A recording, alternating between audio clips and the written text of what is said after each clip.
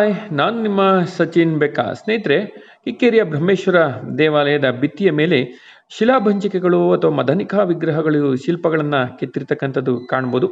ಈ ಬೇಲೂರು ಹಳೆಬೀಡಿನಲ್ಲಿ ಇರೋ ಹಾಗೆ ಒಳಭಾಗದಲ್ಲೂ ಸಹ ಮದನಿಕಾ ವಿಗ್ರಹಗಳನ್ನು ಕೆತ್ತಿದ್ದಾರೆ. ಗೋಡೆಯಲ್ಲೂ ಸಹ ಸುತ್ತಲೂ ಸಹ ಶಿಲ್ಪಗಳನ್ನು ಕೆತ್ತಿದ್ದಾರೆ. ಸದ್ಯಕ್ಕೆ ನಾನು ಈ ವಿಡಿಯೋದಲ್ಲಿ ನಿಮಗೆ ಹೇಳೋದಕ್ಕೆ ಹೊರಟಿರ್ತಕ್ಕಂಥದ್ದು ಹೈ ಈಲ್ಡ್ ಮದನಾರಿ ಶಿಲ್ಪ.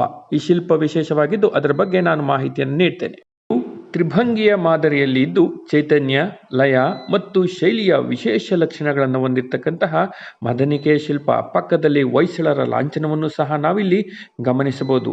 ಸ್ನೇಹಿತರೆ, ನಾನು ಹೇಳಿದ ಹಾಗೆ ಈ ಶಿಲ್ಪದ ವಿಶೇಷತೆ ಅಂತ ಅಂದರೆ ಆಧುನಿಕತೆಯಲ್ಲಿ ಇರುವ ರೀತಿಯಲ್ಲಿ ಈ ಶಿಲ್ಪವು ಸಹ ವಿಶೇಷವಾಗಿ ನಿರ್ಮಿಸಿರ್ತಕ್ಕಂಥದ್ದನ್ನು ಇಲ್ಲಿ ಗಮನಿಸಬಹುದು.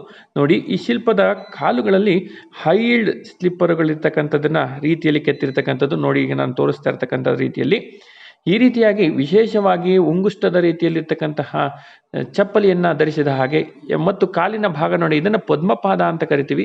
ಈ ರೀತಿಯ ವಿಶೇಷವಾಗಿರ್ತಕ್ಕಂತಹ ಶಿಲ್ಪವನ್ನು ನಾವು ಬ್ರಹ್ಮೇಶ್ವರ ದೇವಾಲಯದಲ್ಲಿ ನೋಡ್ಬೋದು.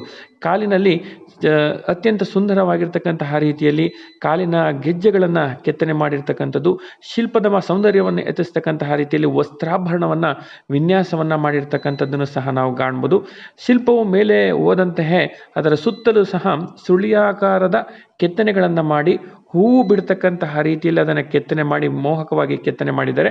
ಜೊತೆಗೆ ಕೈಯಲ್ಲೂ ಸಹ ಉಗುರುಗಳನ್ನು ಸಹ ಬಹಳ ಸೂಕ್ಷ್ಮವಾಗಿ ಕೆತ್ತನೆ ಮಾಡಿರ್ತಕ್ಕಂಥದ್ದನ್ನು ನೀವಿಲ್ಲಿ ಗಮನಿಸಬಹುದು.